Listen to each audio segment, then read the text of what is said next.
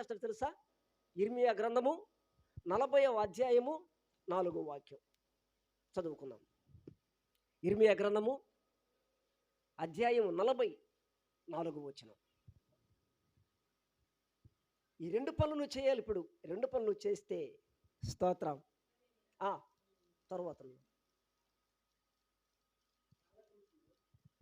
ఆలకించుము, ఈ దినమున నేను నీ చేతుల సంకెళ్లను తీసి విడిపించుచున్నాను. దేవునికి స్తోత్రం. ఏం చేస్తున్నానంట? ఈ దినమున. ఎందుకంటే నా మాటలు నీ దగ్గర ఉండాలా, నేను అప్పగించిన దాన్ని నువ్వు చేయగలగాల, జాగ్రత్త కాపాడుకోవాలి. నువ్వు వచ్చినప్పుడు, నా దగ్గరకు వచ్చినప్పుడు ఏం చెప్పావు నాకు? నువ్వు ప్రభువా నేను నమ్మకముగా జీవిస్తాను ప్రభువా అని చెప్పావు. ఆ నమ్మకత్వాన్ని నిలబెట్టుకోవాలి నువ్వు ఈరోజు. ఆ నమ్మకత్వాన్ని నువ్వు భద్రంగా కాపాడుకొని దేవుని దగ్గర నిలబడేంత వరకు నువ్వు జాగ్రత్తగా ఉండాలి. నువ్వు దేవుని సన్నిధిలో దేవుని బిడ్డగా నువ్వు బ్రతకాలి. నీకు ఆరోగ్యము రావాలంటే, సంతోషము సమాధానము కావాలనంటే, నెమ్మది నాకు లేదయ్యా అనుకోవాక, నెమ్మది నీకు కావాలనంటే నీకు అప్పగించిన దాన్ని నువ్వు జాగ్రత్త కాపాడుకోవాలా. దేవుడు నిన్ను విడిపించి, నిన్ను రక్షించి, నిన్ను నిలవబెట్టాడు. ఆయన తన ఆత్మచేత నిన్ను బలపరిచిన దేవుడు ఆయన.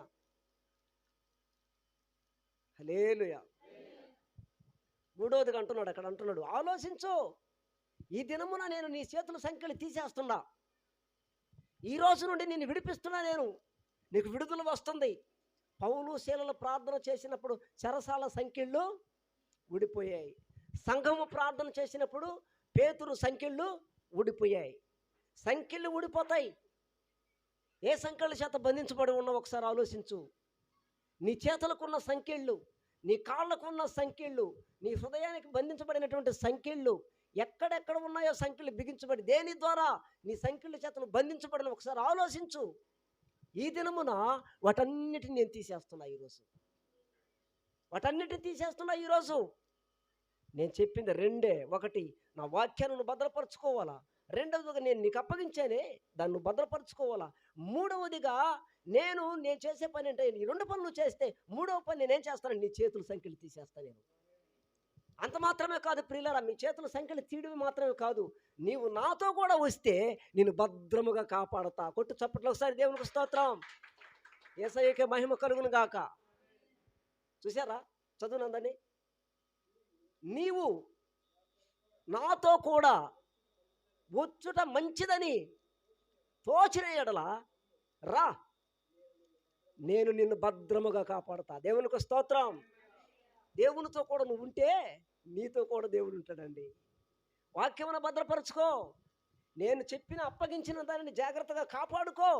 మూడవదిగా, నీవు నాతో కూడా వస్తే, నా మాట ప్రకారం నడుచుకుంటే, నాతో కూడా నువ్వు నడుచుకుంటే, నీ చేతుల సంఖ్యలు తీసేసి, నీ చేతులకున్న సంఖ్యలు ఊడదీసేసి, నీకున్న కష్టాల బాధలను తొలగించి, నీకున్న రోగమును వ్యాధిని తప్పించి, నాతో కూడా నువ్వు వస్తే అంటున్నాడు దేవుడు అక్కడ. యేసయ్య అంటున్నాడు అక్కడ, నాతో కూడా నువ్వు వస్తే, చెప్తా, వస్తే ఏం చేస్తాడంట ఆయన? నిన్ను భద్రముగా కాపాడుకుంటాను నేను అంటున్నాడు. నువ్వు నా సొత్తువే, నిన్ను భద్రంగా కాపాడుకుంటాను నేను. హల్లెలూయా. నీకు అర్థమైందా? ఇలా అర్థమైందా? నా యందు మీరును, మీ యందు నా మాటలు నిలిచి ఉండి నీడల మీకు ఏది ఇష్టమో అడగండి, నేను ఇస్తా మీకు, నేను ఇస్తా. ఆయన చెప్పిన మాట అది ఆయన అడుగు జాడలో నడవడం అంటే అవే. ఆయన మార్గంలో నడవడం అంటే అర్థం ఏంటి? సంతోషము సమాధానాన్ని వెతికి వెంటాడు. మంచి తలంపులు, మంచి ఆలోచనలు కలిగి ఆయన మార్గంలో నడుచుకో.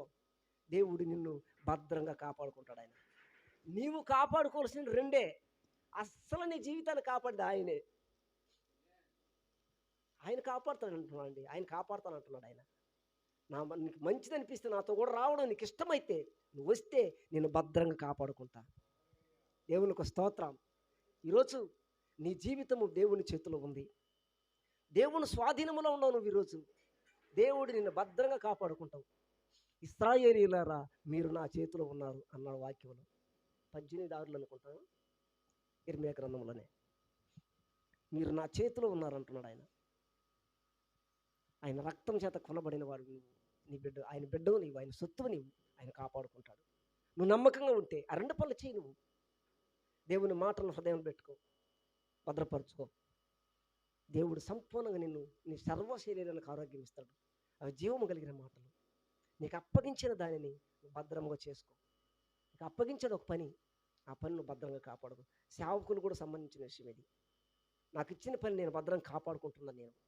నాకు ఈ పని అప్పగించాడు ఆయన, ఈ పని నువ్వు జాగ్రత్తగా చేసుకుంటున్నాడు. నా ప్రార్థన జీవితంలో, నా వాక్య అనుభవంలో దేవుడిని నేను ఎంతగా బ్రతిలాడుకుంటున్నా తెలుసా? ప్రార్థన చేస్తూ ఉండు ఆయన కోసం, ఆయన దగ్గర అడుక్కుంటూ ఉండు, ఆయన దగ్గర నేర్చుకుంటున్నా. నాకు ఇచ్చిన ట్రైనింగ్ కంటే, నేను చేసినటువంటి ట్రైనింగ్ల కంటే కూడా నేను ఎక్కువగా బైబిల్ గ్రంథాన్ని ఎక్కువగా ధ్యానిస్తాను కాబట్టి, ఎక్కువగా చదువుకుంటాను కాబట్టి దేవుని సహాయం నాకు ఎప్పుడు ఉంటుంది. దేవునికి స్తోత్రం. నాకేం ఆస్తులు అంతస్తులు ఏమీ లేవు. దేవుడు నాకు ఇచ్చిన ఆస్తి మీరే. హల్లెలూయా. మీరే నాకు ఇచ్చిన ఆస్తి, దేవుడు నాకు ఇచ్చిన ఆస్తి. వాళ్ళే రాని బిడ్డలు అన్నాడు ఆయన. స్తోత్రం. కాబట్టి ప్రియులారా, మనందరము కూడా దేవుని పిల్లలమే. దేవుని దగ్గర నీవు రెండు భద్రపరుచుకుంటే ఆయన నిన్నే భద్రపరిచేస్తాడు ఆయన. ఇంకేం కావాలి నీకు? దేవుడి మాటలు దీవించి ఆశీర్వదించును గాక.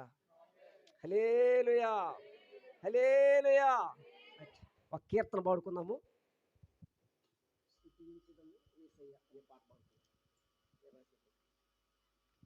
స్తోత్రం.